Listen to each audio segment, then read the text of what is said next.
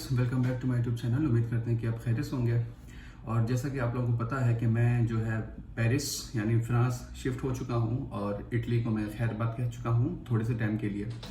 तो बहुत सारे मैसेजेस और बहुत सारे लोग पूछ रहे थे कि यार ऐसा क्या है, क्यों हम जो पाकिस्तान छोड़कर इटली आना चाहते हैं, इंडिया से इटली आना चाहते हैं, लेकिन आप इटली छोड़कर किसी और कंट्री क्यों मूव हो गए। तो इटली में कोई बुराई थी, वहाँ ऐसा क्या हुआ कि आपको वो छोड़ना पड़ा। तो आज की इस वीडियो में हम जो है इन क्वेश्चंस पर बात करेंगे कि मैं इटली छोड़कर पेरिस क्यों आया, और अगर आप भी इस तरह कहीं जाना चाहते हैं तो कैसे जाया जा सकता है। तो सबसे पहली बात कि मैं इटली छोड़कर पेरिस या फ्रांस आया क्यों हूँ।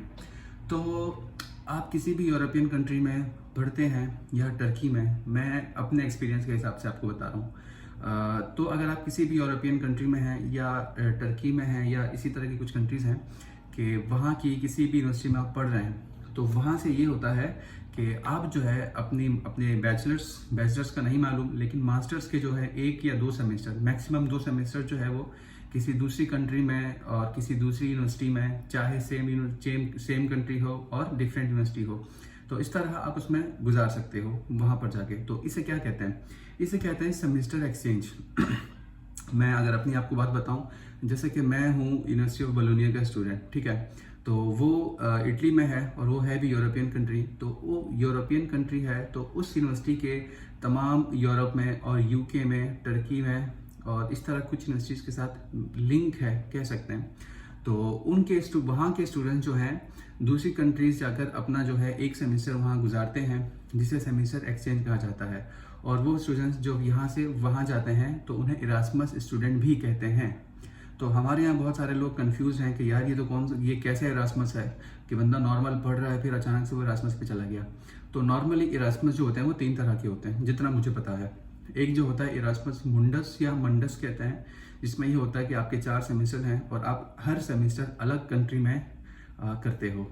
और फिर उसके बाद दूसरा जो होता है वो इरास्मस प्लस, जो छोटे छोटे इरास्मस होते हैं, मतलब 1 हफ्ते के, 6 दिन के, 7 या 10 दिन के होते हैं। इस पर मैं अलग डिटेल वीडियो बनाऊंगा, तो जस्ट अभी बताने के लिए। और तीसरा जो होता है इरास्मस एक्सचेंज कहते हैं, जो मैंने अभी आपको बताया सेमेस्टर एक्सचेंज कहते हैं। यहाँ की हर यूनिवर्सिटी में जो है कुछ पीरियड के लिए ये इरास्मस जो है वो अनाउंस होता है। जैसे कि मैं अगर अपनी बात करूँ, इटली में हमारी यूनिवर्सिटी में जो है वो जब हम 2nd सेमेस्टर में थे, फर्स्ट में थे, तो फर्स्ट के एंड में अनाउंस हुआ था कि आप इरास्मस के लिए अप्लाई कर सकते हैं। एप्लीकेशन जो है ओपन है। तो फर्स्ट के एंड में हमने अप्लाई किया था, तो फिर प्रोसेस चलते चलते यहाँ तक पहुँचा और फिर मैं सितंबर में इटली छोड़कर मैं फ्रांस शिफ्ट हो गया। तो इसी तरह इटली की बाकी यूनिवर्सिटीज़ में, जैसे कि मेरा एक दोस्त है जानने वाला, आप लोग भी जानते हैं उसे, तो उसने अपनी यूनिवर्सिटी से अप्लाई किया था, तो उसका जो है वो पोलैंड में हुआ है। तो इसी तरह उनका जो है अभी 3rd सेमेस्टर में अनाउंस होता है, कुछ का 2nd में होता है, कुछ का इसी तरह होता है। तो कहने का मतलब, अब आप लोगों का सवाल होगा कि यार ये पाकिस्तान से हो सकता है या फिर किसी और कंट्री से, इंडिया से हो सकता है। तो इस सवाल का आंसर तो मेरे पास नहीं है। तो अगर आपको जानना है, मालूम करना है कि ऐसा हो सकता है, तो ये आप अपनी यूनिवर्सिटी की वेबसाइट देखें, वहाँ आपके पास ऐसे कोई ऑप्शन है या नहीं है। तो मोस्टली आप यूरोपियन कंट्री में हो और आप इरास्मस पे जाते हो, तो आपको सबसे ज़्यादा आसानी ये होती है कि ना आपने वीज़ा के लिए अप्लाई करना है, ना आपको दूसरे जो है वो डॉक्यूमेंटेशन खारिज कुछ भी नहीं करनी होती। सिंपल जो यूनिवर्सिटी जो डॉक्यूमेंटेशन होती है, न्यू इनरोलमेंट, जैसे कि मैं यहाँ पर आया तो मुझे शुरू के दिनों में अपनी इनरोलमेंट करानी पड़ी और अपने जो डॉक्यूमेंट्स होते हैं वो साइन कराने पड़े, सिंपल। और अगर आप अपनी कंट्री से आ रहे हो, जैसे कि यूरोपियन नहीं है, तो फिर आपको वीज़ा के लिए अप्लाई करना पड़ेगा। बहुत सारे स्टूडेंट्स ऐसे होते हैं जो यूरोपियन शेंजन कंट्री से जो है वो यूके के लिए अप्लाई करते हैं, तो उसके लिए फिर आपको वीज़ा की ज़रूरत पड़ती है। वीज़ा फिर आप अप्लाई करते हो, फिर आपके दूसरे एक्सपेंसेस होते हैं।